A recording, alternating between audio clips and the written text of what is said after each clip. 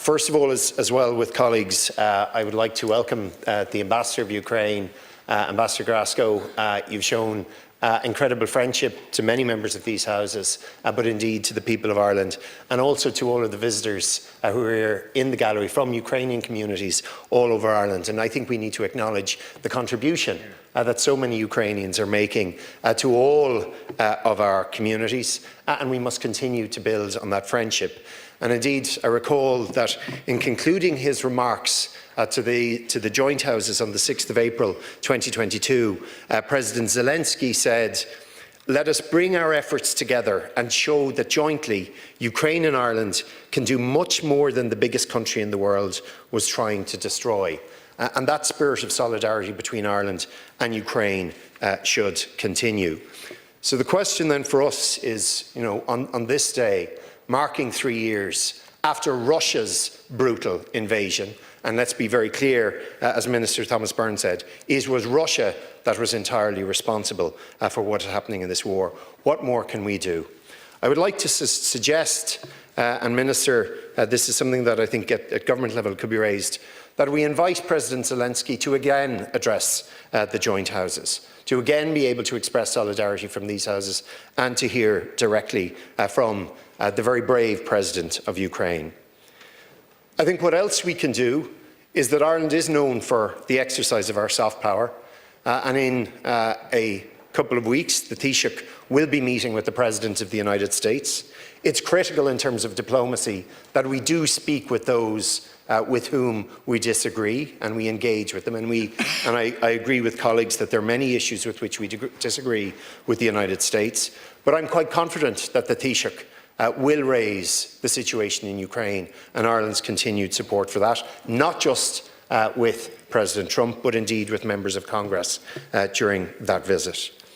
I think it's critical as well, as has already been outlined by the Taoiseach, that we reiterate our support for Ukraine's membership of the European Union, that we support Ukraine's sovereign right to be able to join the European Union, and we support them on that path.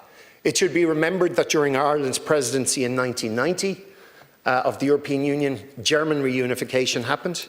In 2004, we saw the largest enlargement, where 10 countries came and joined the European Union. And I would hope that during our presidency in the latter half of 2026, that considerable moves are made towards Ukraine's future membership of the European Union.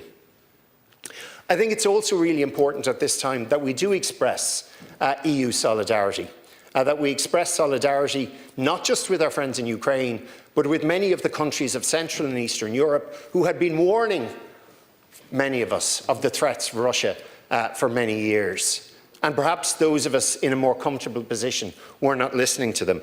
And I was very taken by Deputy Robert O'Donoghue's very measured and considered contribution, where he spoke about the changes in the global world order and where it does present a challenge to all of us. And that does present a challenge in these houses around issues with regard to defence and security.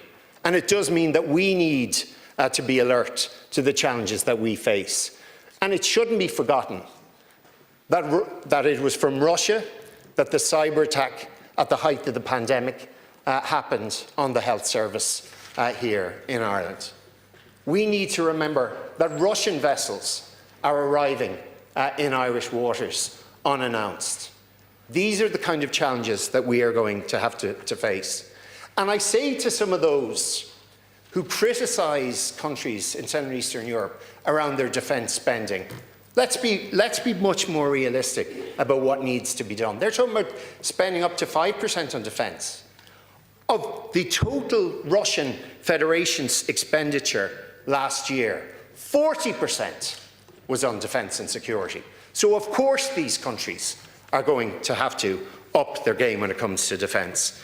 And I do find it rich that this was meant to be statements on Sinn Féin, was meant to be statements on Ukraine, and the leader of Sinn Féin instead turned it into an attack on the government.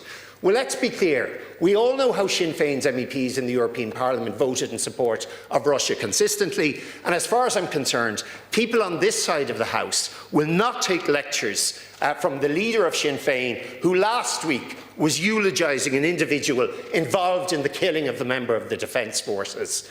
This country will always show solidarity with the people of Ukraine. We will always put the defence and security of this country first.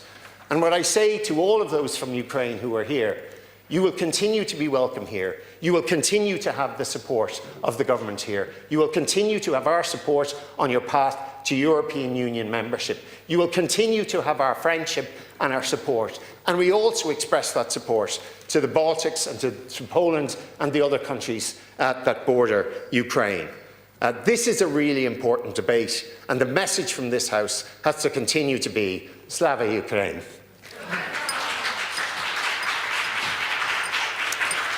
Guramagat,